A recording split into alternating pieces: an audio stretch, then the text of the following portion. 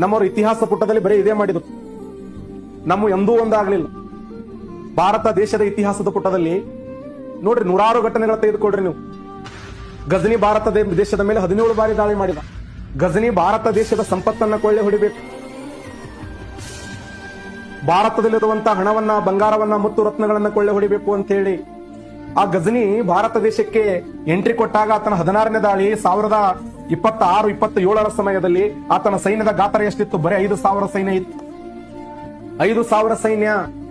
ಆ 5,000 ಸೈನ್ಯ, ಆ ಸೈನ್ಯದ ನಾಯಕತ್ವ ವಹಿಸಿಕೊಂಡಂತ ಗಜನಿ ಎಷ್ಟು ಸುಂದರವಾದಂತ ದೇವಾಲಯ ಸೌರಾಷ್ಟ್ರ ಸೋಮನಾಥ ದೇವಾಲಯ ಅಂದ್ರೆ ಅತ್ಯಂತ ವೈಭವಪೂರಿತವಾಗಿರುವಂತಹ ದೇವಾಲಯ ಅದು.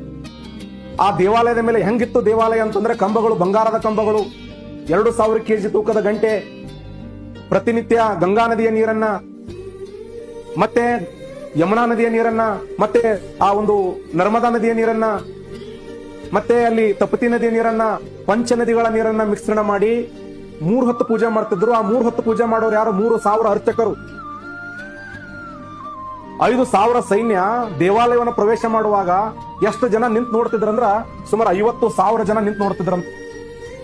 50,000 ಜನ ಯಾಕೆ ನಿಂತು ನೋಡ್ತಿದ್ರಂದ್ರೆ, 50,000 ಜನರಲ್ಲಿ 90% ಜನರು ಹಿಂದುಳಿದ ವರ್ಗದವರು, ದೀನರು, ದಲಿತರು, ಶೋಷಣೆಗೊಳಗಾದವರು. ದೇವಾಲಯಕ್ಕೆ ಎಂಟ್ರಿ ಕೊಡಂಗ ಅವಕಾಶ ಇಲ್ಲ.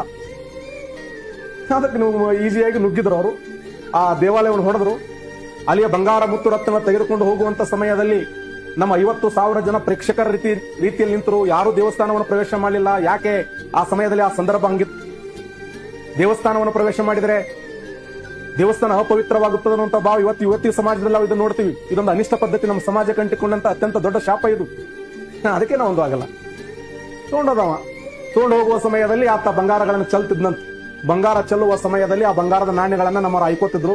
ನಮ್ಮವ್ರು ಆ ಬಂಗಾರದ ನಾಣ್ಯಗಳನ್ನು ತೋತಿದ್ರು. ಮತ್ತೆ ಅವ್ನು ಹೇಳ್ತಿದ್ರು, ಬಾ ಬಾ ಬಾ ಅಂತ ಕರಿತಿದ್ರು. ಅವ್ನು ಬಾರ ದಿನ ಕೋಡಿ ಬಾ ದಾಳಿ ಮಾಡುವಂತ. ಹಿಂಗಾಗಿ ದೇಶ ಸತ್ಯನಾಶ ಇರ್ಲಿ.